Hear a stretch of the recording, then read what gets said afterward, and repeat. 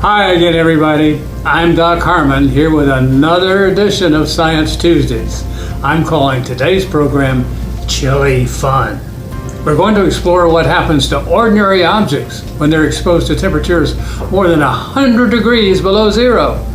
That's way colder than the feeling of the coldest day of the winter. And we'll do it with dry ice. You probably already know that dry ice is actually solid carbon dioxide, a gas that's in our atmosphere all the time, and a little bit too much of it after all. How is it different from regular ice, like the ice in our refrigerator or in a cold drink at a restaurant? When ordinary ice warms up, what happens? It melts, changes into liquid water, a solid to a liquid. Dry ice doesn't melt. When it gets warm, it immediately becomes a gas, carbon dioxide. That process is called sublimation. Solid to gas directly. Now let's have some fun.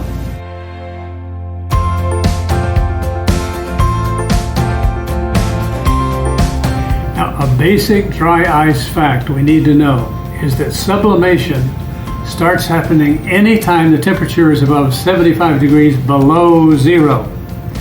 So for what we're doing today at 75 degrees above zero, sublimation is obviously happening. This short video next shows two small pieces of dry ice in a pan of water. They're swirling around because tiny jets of sublimated CO2 gas are rushing against the water, moving the ice. The vapor you see is mostly a result of cold sublimated CO2, carbon dioxide, chilling the moisture in the air.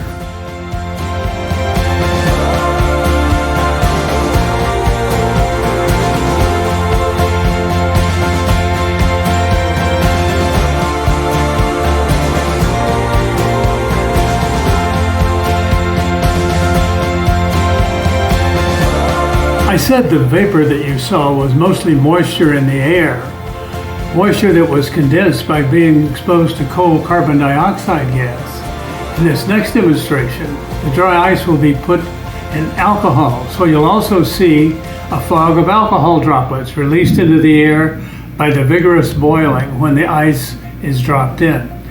Whether we call it vapor or fog or even smoke, remember that you're not seeing carbon dioxide gas itself because it's completely invisible.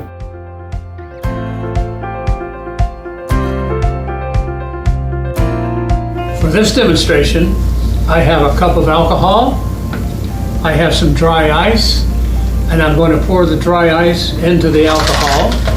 You'll see something that looks like steam coming up. That's actually alcohol vapor. It gets very cold, obviously, because of the dry ice. Now when it calms down for just a minute, gets pretty cold, I'm going to take this flour, I'm going to put it in there. What do you think will happen? Now it'll take a couple of seconds for it to happen, so I'll pause while it's in there. But here we go. Flour into the dry ice alcohol. Let's take it out and look at it. Still a very pretty flour, right? Dripping of alcohol, but watch what happens when I take this hammer to it. Smashed into 1,000 pieces. The petals froze. What do you think of that? Is that cool or what?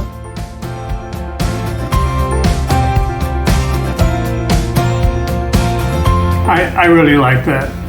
Now the next one actually deals almost entirely with the vapor itself. It's super simple. I had a great time doing it, and you'll see why I called it the smoke cannon. Now I've taken a plastic cup, ordinary plastic cup, and put a hole about the size of a quarter in the bottom. Covered the top with a plastic baggie and a rubber band, and now I'm going to add just enough water to kind of cover the bottom, about an inch, maybe a half inch. And then I'm going to add some dry ice pellets.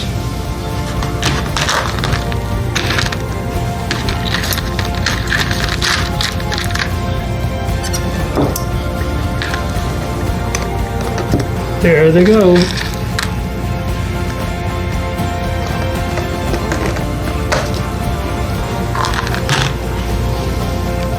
the expected reaction. But now watch what happens when I tap the bottom.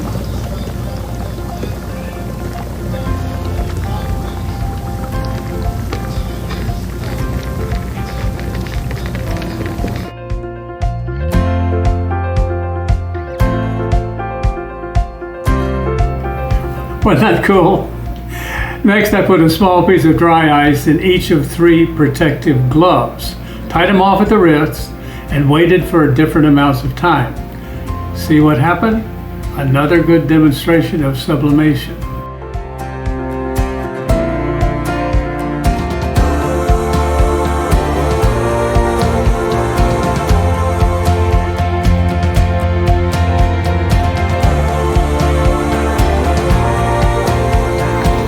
Our last demonstration today uses a piece of cloth soaked in dish soap solution to create a giant bubble in a bowl filled with smaller bubbles of carbon dioxide gas. Watch and enjoy.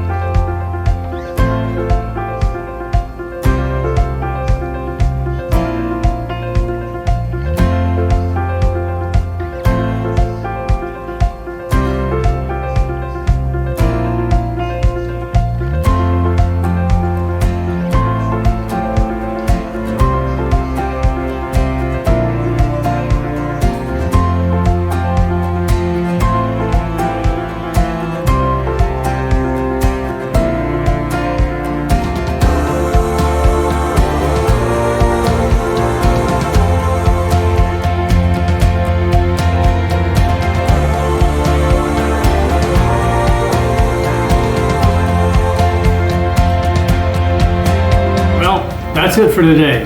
I hope you've enjoyed seeing our chili fun demonstrations. And remember, if you have an experiment you'd like to see on an upcoming Science Tuesday with Doc Harmon, contact us on social media or by email to info@discoverwcn.org. Bye-bye.